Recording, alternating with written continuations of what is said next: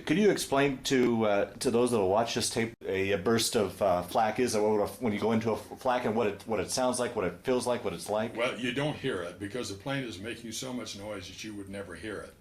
If it's close, you will feel the concussion.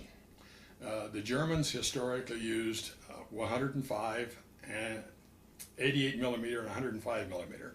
We could always tell the difference because the 88 millimeters were black smoke and the 105s were white.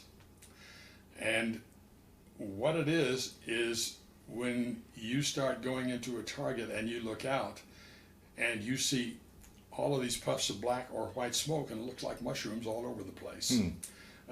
You don't really know all the time when you get hit because the plane being big enough and the shells breaking, it's like a hand grenade breaking and they break into fragments.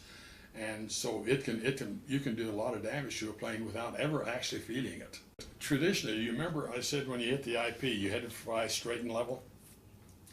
What the Germans would do is they'd start the 88 millimeters underneath the formation and the 105s above, and they would walk them together until they started to get results. You were the sandwich and the meat in the sandwich, so to speak. Now, since we're talking about flak, I've got another story for you. This time the date is important. Okay.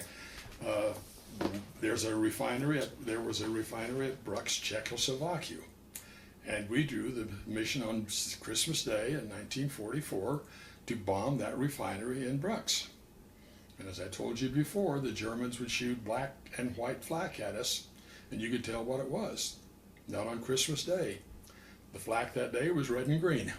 Is that right? They shot red and green flak on Christmas Day. And that's not in the record, by the way, but it's kind of funny. I talked to our pilot about 2 years ago, and that was one of the things that he still remembered, was the red and green flak on Christmas Day.